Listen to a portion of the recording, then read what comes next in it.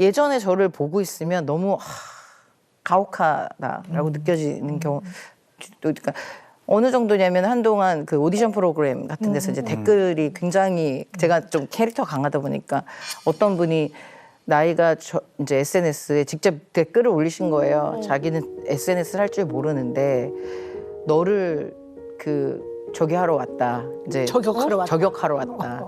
나이가 60, 당신은 60이 되셨고 너는 뭐 아이도 키우는 엄마가 고효정과 더 같은 무슨 3대 뭐 살인마 악마다 막 이런 걸 막 쓰셨어요 댓글에. 그 당시에 뭐라고 얘기했냐면 이분의 삶이 얼마나 이 프로그램에 영향을 많이 주고 얼마나 이 삶이 전부이기 때문에 이분이 그렇게 하셨겠어. 난 너무 이해해라고 얘기는 했는데 막상 뒤에 생각해보니까 너무 속상한 거예요 제 스스로. 근데 그걸 어떻게 표현을 해야 될지를 모르겠는 거예요. 그러니까 예를 들면 이런 댓글이 안 좋게 올라오면 그게 나 되게 속상해 뭐 기분 나빠 나도 이걸 해야 되는데 그런 얘기를 한 번도 해본 적이 없는 거예요. 왜냐하면 내가 그 얘기를 하면 듣는 사람이 힘들어할까 봐. 그러니까 그 얘기 자체를 잘 못하는 거예요. 그러니까 인텔렉츄얼라이제이션을 하는 사람들은 논리적이고 이성적인 생각으로 이해가 되고 납득이 되면 감정은 그냥 해결된 거로 생각해요. 그래서 감정을 억압하고 억제한다는 표현이 조금 더 맞는 것 같아요. 그러니까 그 상황을 다시 얘기를 해보자면 선주 씨는 그 저격하러 오신 분의 글을 읽고 그분의 상황은 머리로는 납득을 한 거예요. 왜냐하면 그 트롯 가수들이든 나오는 분들을 얼마나 응원을 하고 그러셨어요. 특히 코로나 기간에 힘든 동안에는 정말 국민을 지탱해주는 큰 힘이 일부 되기도 했어요. 근데 그 상황은 납득을 하신 거예요. 근데 또 어떻게 보면 선주 씨는 이제 멘토로 티처로 나오신 거고 그래서 그 역할을 하신 거거든요. 그러니까 때로는 혹독한 선생님이 필요도 한데 그걸로 이제 엄청난 저격을 받으면 아무리 그 저격하신 분의 상황이 납득이 돼도 마음은 힘든 거거든. 근데 그게 납득이 되고 나면 힘든 마음은 접어야 된다고 생각을 하시는 거예요. 선주 씨가. 그럼 그렇게 힘든 일이 있으면 그 감정 표현을 어떻게 누구한테 해요? 저번에 이대호 선수 나오셨잖아요. 저도 똑같거든요.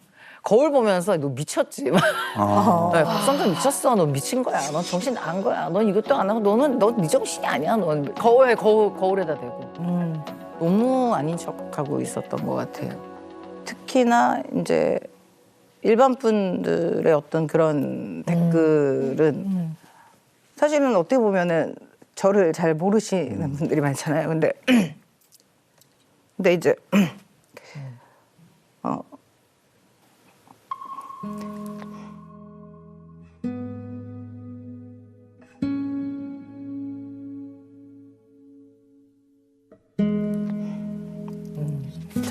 저는 괜찮은데 이제 에이미나 아이에 대한 거를 아예 묶어서 이제 얘기를 하실 때는 좀 참으면 안 되는 거일 수도 있는데 그래도 이해해야 돼라고 이제 머릿속에서는 생각을 하고 있고 또 아빠도 이제 많이 알려진 사람이니까 근데 이제 아빠에 대한 부분뿐만이 아니라 모든 게 이제 오해와 막 이런 것들이 이제 막 새로운 어떤 드라마를 막 써가고 있는 과정들이 생기잖아요. 근데 이제 그럴 때는 좀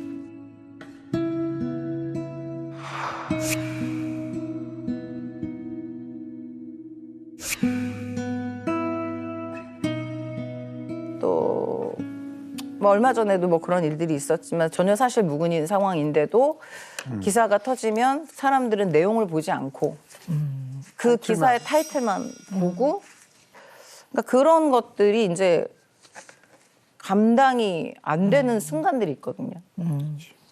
근데 그것조차도 제가 제 머릿속에서 그래도 너가 여태까지 최선을 다하고 온 삶에 대한 그건 보상을 받았잖아. 네가 충분히 인정받았고 넌 열심히 살았잖아. 사람들이 어떻게 얘기해도 그건 중요하지 않아라고 제가 저한테 얘기하고 있는 게 너무 너무 속상한 거죠. 그리고 그게 네가 지킨다는 박선주라는 이름이 도대체 뭐야? 라는 질문을 하게 되더라고요. 얼마 전에. 아유 많이 힘드셨구나. 네.